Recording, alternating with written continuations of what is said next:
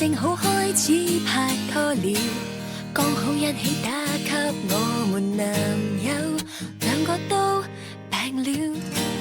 他今天開會所以遲到，你與愛侶剛好正擁抱，天曉得今年想過情人節，哪個先約好？問你男友在與你知己相愛嗎？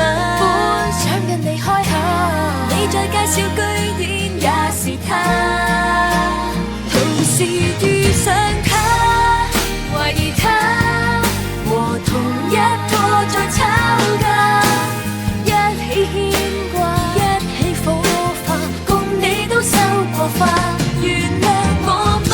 問我嗎？全憑他，回頭找你亦感到害怕，不惜代價，誰贈我一把，讓我被他腐化。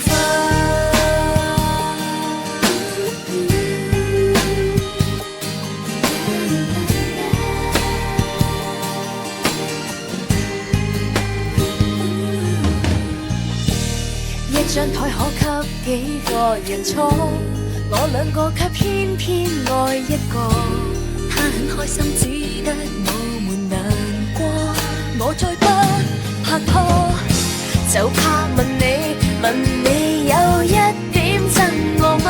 早應該放開手，我若痛恨都只痛恨他，同時遇上他，懷疑他和同一個在吵架，一起牽掛，一起火花，共你都收過花，原諒我嗎？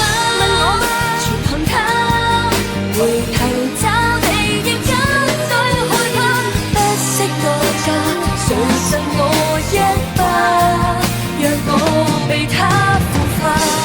假使你仍然未捨得將兩手放下，便回來抱他，他只喜歡你，就站在留下，別下的熱情話，成全他，未放手撮合